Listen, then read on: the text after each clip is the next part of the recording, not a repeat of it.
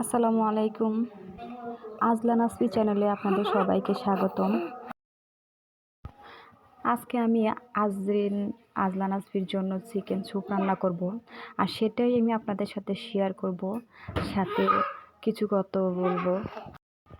তো তার জন্য আমি নিয়ে নিয়েছি আলু, গাজর কুচি, চিকেনের টুকরো করা, তারপরে পেঁয়াজ কুচি, 2টা রসুনের কোয়া।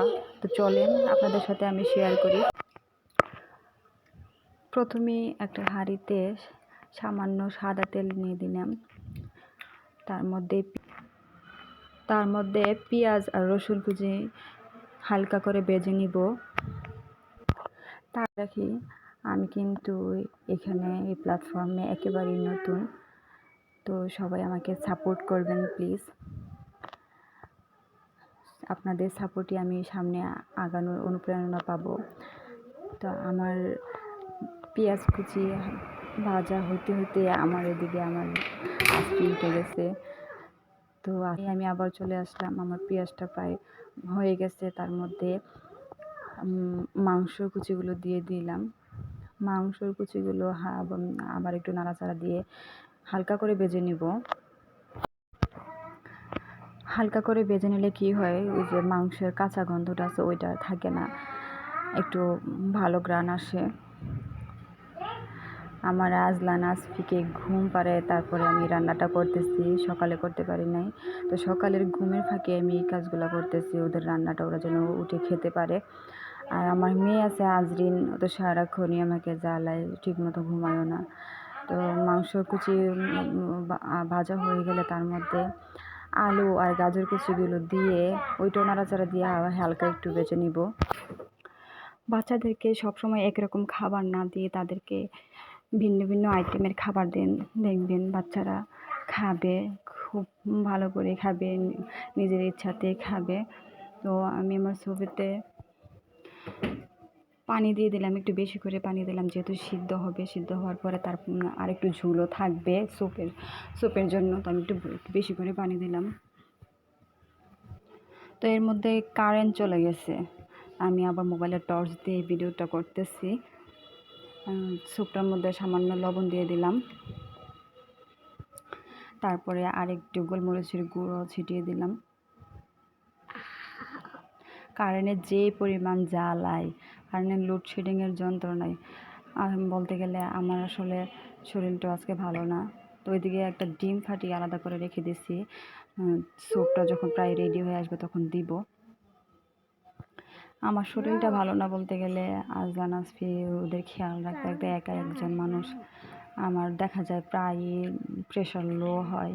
তো আজকে সারা রাত গেছে, আমার খুবই খারাপ গেছে সারা রাত, ঘাড়ের ব্যথা, তারপরে ওদেরকে কোলে নিয়ে রাখি, ঘুম পাড়াই একা একা ঘুম পাড়াই। তো আমার সারা শরীরও ব্যথা হয়ে যায়। তার মধ্যে রাতে ঘুমাইলেও শান্তি পায় না, কারেন্টে অতিরিক্ত জ্বালায়। একবার কারেন্ট গেলে চার্জার ফ্যান অন করতে হয়, চার্জও দিতে পারি না ভালো করে, আবার কারেন্ট আসলে আবার অন করতে, মানে ওইরকম জ্বালা যন্ত্রণার কারণে সারা রাত ঘুমাইতেও পারি না, শরীর খুবই অসুস্থ। তো এদিকে আমার স্যুপের গাজর আলু কুচিগুলো সিদ্ধ হয়ে গেছে, এগুলো আলাদা করে ম্যাশ করে আবার স্যুপে পানিতে মিশিয়ে জাল করে নিব, যতক্ষণ না পর্যন্ত ঘন হয়ে আসে। তো জাল করতে করতে প্রায় ঘন হয়ে গেছে। তো এর মধ্যে এখন আমি ফাটানো ডিমটা দিয়ে দিব।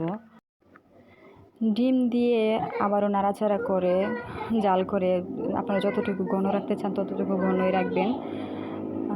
আমি অনেকটাই ঘন করে নিয়েছি, আমার বাচ্চারা তেমন ঝোল খেতে পারে না, ঘন হলে সুবিধা হয়।